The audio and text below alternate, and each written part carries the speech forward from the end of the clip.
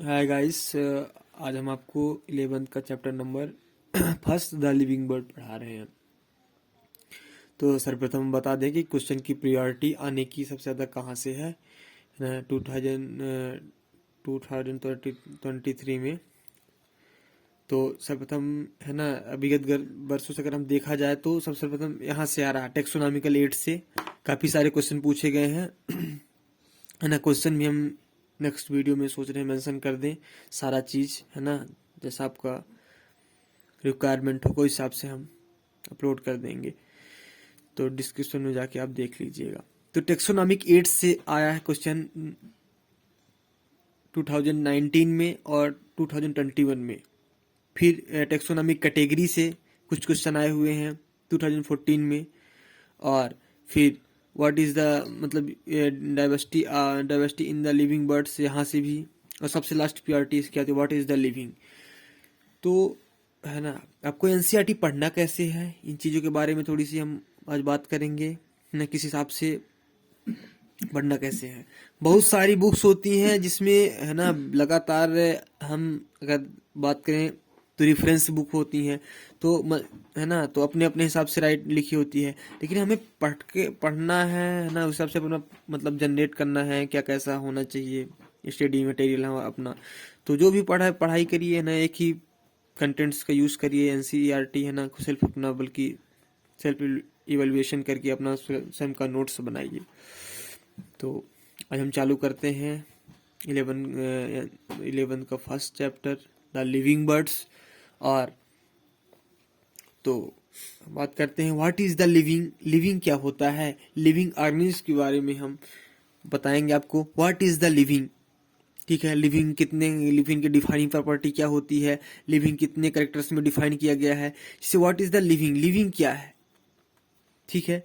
इसे हिंदी में हम क्या कहते हैं, सजीव बोलते हैं, ठीक है। और नॉन लिविंग का निर्जीव होता है, तो हिंदी में हम लिविंग को सजीव बोलते हैं। तो हम आपको बता दें कि what is the living, living के बारे में आपको स्टडी करा रहे हैं। तो लिविंग के बारे में तो इरेस्ट मेयर 1904 से 2004, द डार्विन ऑफ 20वीं सेंचुरी, ठीक है। तो यहाँ पे थोड़ा सा एनसीईआरटी में एक चीज़ और मेंशन किया गया है, आपको बता दें यहाँ पे। तो यहाँ पे काफ़ी इम्पोर्टेंट है, कई बार नेट में पूछा भी गया है। 5 जुलाई 1904 कैप्टन जर्मनी वाला, तो डार्विन ऑफ 20वीं सेंचुरी, ये इरेस्ट मेयर 1904 से 2004 डार्विन ऑफ 20वीं सेंचुरी, ये काफ़ी इंपॉर्टेंट है, इसलिए हमने सोचा आपको बता दें। तो इसको आप है ना अंडरलाइन कर लीजिए, हाईलाइट कर लीजिए, है ना, बार बार इन चीज़ों को देखा करिए, तो धीरे धीरे आपको वो हो जाएगा। फिर बात है what is the living. Living क्या होता है, तो लिविंग करेक्टर क्या होता है, लिविंग करेक्टर क्या होता है, ग्रोथ होता है, रिप्रोडक्शन होता है, मेटाबॉलिज्म होता है, रिस्पांस होता है। क्या है कि एनसीईआरटी काफ़ी कंजेस्टेड हो जाता है ना, वहाँ समझाना थोड़ा सा क्रिटिकल होता है। इसलिए हमने क्या किया कि हैंड राइटिंग नोट्स में है ना सारी चीज़ें लिख के पूरा भरपूर मतलब समझाने का हम प्रयास कर रहे हैं, ये चीज़ें आपको समझ में आए। तो what is the living, living का करेक्टर क्या होता है, ग्रोथ हो गया, रिप्रोडक्शन हो गया, मेटाबॉलिज्म हो गया, रिस्पांस हो गया। सारी चीज़ें हम एनसीईआरटी की ही बात करेंगे, एक भी चीज़ें ऐसा नहीं होगा है ना कि आपके बुक से छूटा हुआ है। सारी चीज़ें आपको दिखा भी दें, यहाँ पे आप देखिए, है ना। आपको लास्ट में एक बार हम पूरा क्लियर करा देते हैं, फिर बता देंगे आपको कौन कौन सा टॉपिक कैसे हमने पढ़ाया। जैसे ग्रोथ हो गया, रिप्रोडक्शन हो गया, एबिलिटी हो गया, मेटाबॉलिज्म हो गया, ठीक है। इन चीज़ों के बारे में भी दिया हुआ है यहाँ पीछे भी एनसीईआरटी में। इन चीज़ों के बारे में हम आपको है ना अपने हिसाब से एक बार समझाते हैं, फिर हमको समझा देंगे है ना चीज़ें, तब आपको समझ में आएंगी कि पढ़ना कैसे है। फिर what is the living, living character क्या होता है, ग्रोथ होता है, रिप्रोडक्शन होता है, मेटाबॉलिज्म होता है एंड रिस्पांस होता है। हम इन 4 फैक्टर से हम लिविंग को हम डिफाइन कर सकते हैं, ठीक है।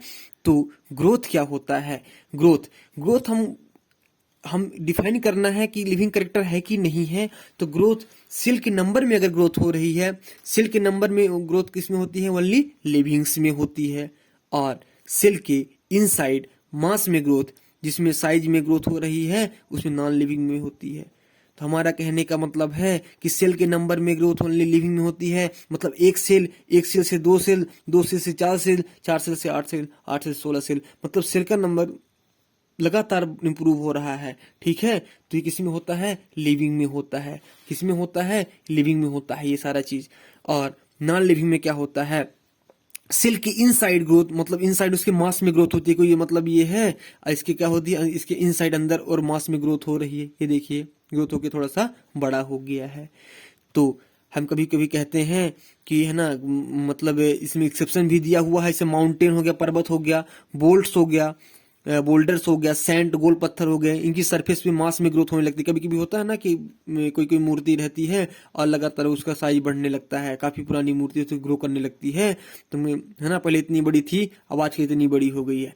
तो कोई जादू ना कोई चमत्कार है, ये मॉडर्न मेडिसिन यही कहता है, मॉडर्न मेडिकल मॉडर्न आपका साइंस यही कहता है कि मतलब उसमें क्या होता है, इनसाइड उसके मास में ग्रोथ होने लगती है ना। जब उसके मास में ग्रोथ होगी तो लगातार क्या करेगा? इंप्रूव करेगा, है ना। तो हमें पता हो गया कि ग्रोथ क्या करता है। अगर सेल के नंबर में ग्रोथ किस में होती है? ओनली लिविंग्स में होती है। सेल के इनसाइड मास में ग्रोथ, जिसमें साइज में ग्रोथ होती है, वो नॉन लिविंग में होती है।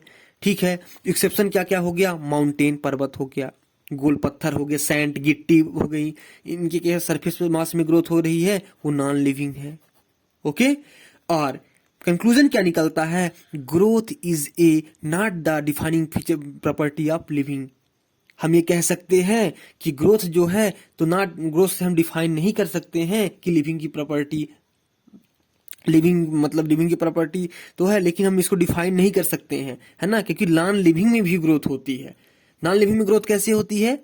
इनसाइड मास के इनसाइड होती है ना, हमें याद रखना पड़ेगा। अगर कोई रीजन पूछता है ना, तो क्यों मतलब नॉन लिविंग में भी ग्रोथ होती है। आप ये नहीं कह सकते हैं कि निर्जीव है, नॉन लिविंग है, उसमें ग्रोथ नहीं होती है। हम अगला बात करते हैं। पहला बात हमारा क्लियर हो गया, लिविंग कैरेक्टर क्या होता है? ग्रोथ की हमने सारी चीज बता दी। ठीक है, फिर दूसरा कैरेक्टर होता है रिप्रोडक्शन। रिप्रोडक्शन का मतलब होता है फिर से उत्पादन, किसी चीज का रिप्रोडक्शन फिर से मतलब उत्पाद होता है। इसके दो पार्ट्स में डिवाइड किया, या तो सेक्सुअल रिप्रोडक्शन होगा या तो एसेक्सुअल रिप्रोडक्शन होगा। तो सेक्सुअल रिप्रोडक्शन क्या कहलाता है? एसेक्सुअल रिप्रोडक्शन क्या कहता है? भाई सिंगल पेरेंट द्वारा बनता है, इसमें एक ही बॉडी में है ना दोनों सेक्स पाए जाएंगे, मेल और फीमेल सेक्स, उसे हम क्या कहते हैं? Asexual reproduction. ए का मतलब होता है ए का मतलब होता है, एसेक्सुअल का मतलब होता है एक ही बॉडी में मेल एंड फीमेल पार्ट्स रहेगा, है ना, दोनों पेरेंट्स एक ही बॉडी में रहेंगे, तो एसेक्सुअल रिप्रोडक्शन हो जाएगा। बाई सिंगल पेरेंट द्वारा ये जनरेट होता है। ठीक है, और बाई सिंगल पेरेंट द्वारा asexual reproduction by single parents.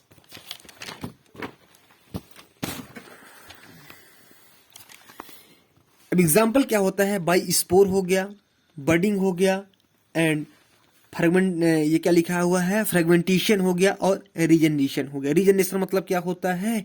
Regeneration मतलब पुनः जनन हो जाना, माइटोसिस डिवीजन करके पुनः, जैसे कभी कभी होता है अमीबा एंड पैरामीशियम होता है, वो रीजनरेशन कैपेसिटी पाई जाती है ना, ये कभी मरते नहीं है।